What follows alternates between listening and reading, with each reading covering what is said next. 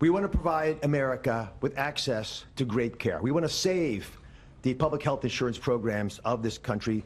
That's what President Trump asked me to do when he took this position to administer the programs at CMS. Now, if we're going to do that, we've got to be honest with each other. And a physician, President Trump has to always do that, right? We've got to share news, so do presidents, that folks don't want to hear, but it's important for our well-being. So I'm going to give you 4 bullet points to remember. Bullet point number 1, and they're all numbered in order for a reason. Medicaid is the #1 budget item for many states, and it is crowding out education, other important social programs. The states are having a big problem, and that's with the federal government paying most of the bill.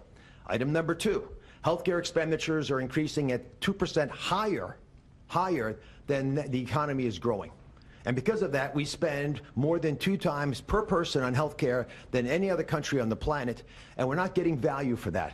Because number 3 is that we are, in America, experiencing an unfortunate problem, which is medical errors are the #3 cause of death. Did you know that, Mr. President?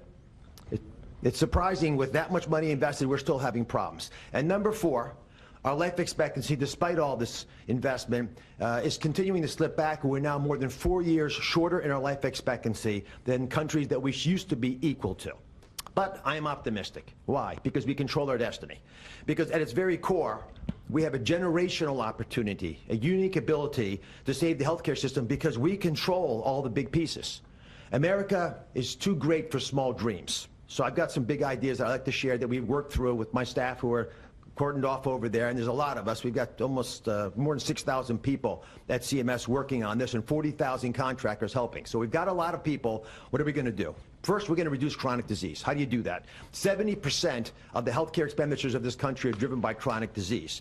And it is your patriotic duty, I'll say it again, the patriotic duty of all Americans to take care of themselves, because it's important for serving in the military, but it's also important because healthy people don't consume healthcare resources. The best way to reduce drug spending is to use less drugs because you don't need them because you're healthy. And it feels a lot better as well.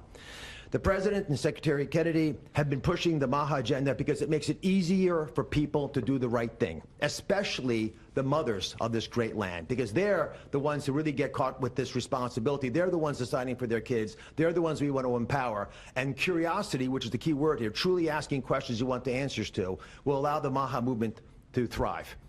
The next big thing we want to focus on is modernizing Medicare and Medicaid.